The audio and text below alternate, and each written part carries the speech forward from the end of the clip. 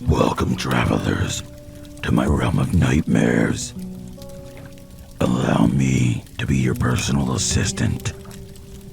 Come in, take a seat, get comfortable. For when you step into my realm, there's no stepping out. Hello, travelers. PA Nightmares here. I've noticed that over 30% of my viewers are not subscribed to the channel. So, if you're a new or a returning viewer and you haven't subscribed to the channel, please consider hitting that subscribe button. And if you like what I do, liking the video and commenting as well, as it really helps push this video into the algorithm and it really does help the channel grow. Well, I've taken enough of your time. On to the main event. Moonlight peeks out from behind gray clouds as a figure walks underneath the street lamps. Fresh footprints are left in the dusting on the sidewalk as it hurries after a young woman walking not far ahead. The wind blows through naked tree branches, causing the woman to shiver.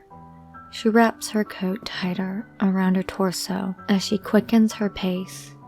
Metal bells begin to jingle in the distance.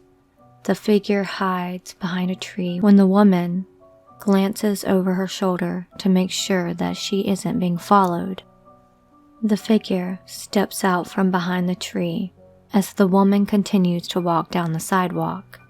She takes larger strides in hopes of getting to her house quicker. Snow begins to fall heavier upon the ground as the woman hurries further into the neighborhood that she has entered. The figure, not far behind her, cuts through some bushes, causing her to jump. She moves forward and up the stairs of a darkened porch. She fumbles around the bottom of her purse for the keys. After a few moments, she is able to hear the jingling as her fingers brush the cold metal keyring. She pulls them out of her purse, hastily searches for the one that fits perfectly into the doorknob, before turning the key to the left and pushing the front door open. She kicks the door closed behind her and locks the deadbolt, hoping like hell that whatever was following her has now left. The woman places her purse upon the end table by the front door. She hangs her keys on the hook sticking out of the wall and kicks off her shoes. She sorts through the mail that was laying on the end table as she walks through her hallway, flicking the light switches upward, causing the house to become illuminated in brilliant Christmas lights.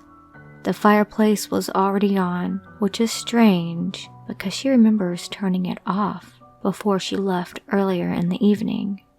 The beautiful decorations around the living room brought a smile to her lips as the scene reminds her of all the happy holidays that she had while growing up. The woman, ready to relax, begins to strip out of her clothes while walking up the staircase, down the hallway, and into the last door on the left. She tosses her clothes into the hamper upon walking into the room. She turns the light switch on only to see an unknown man standing in the middle of her bedroom. She takes a few steps backward before turning around and running down the staircase. The woman is able to make it into the living room, into the phone sitting on the coffee table, before a hand wraps around her throat and pulls her against a cushion-like warm surface. The man releases his grip on the woman as he pushes her to the ground.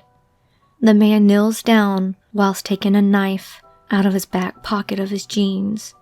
He presses the cold tip of the blade against the woman's throat as she gasps for air. The blade is drawn across the woman's throat, causing her to gurgle, from the blood now pooling in her mouth. Her eyes widen when the man plunges the knife into her stomach and forces the blade upward. The sound of flesh ripping echoes throughout the small area, then places his gloved hand within the woman's stomach cavity, his fingers sliding around her warm intestines before pulling them out and exposing them to the warmth of the fireplace.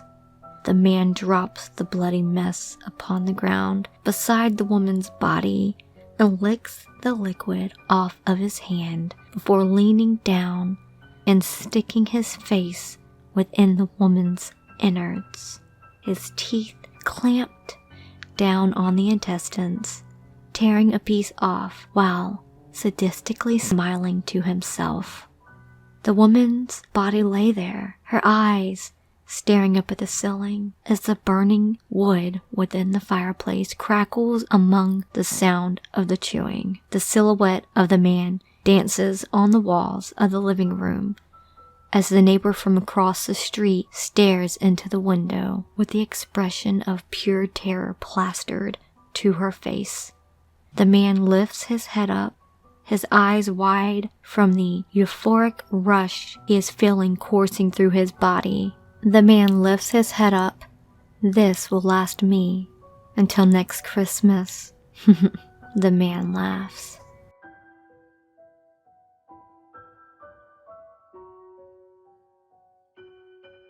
I would like to thank tonight's author or authors for allowing me to use their works.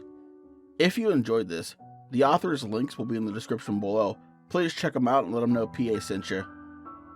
Also, if you like to walk around representing my realm and gaining new travelers, the links to my merch store, my website, and all of my other social medias will be in the description below. As always, I'd like to say a special thank you to all my lovely Patreons. All of their names will appear on screen.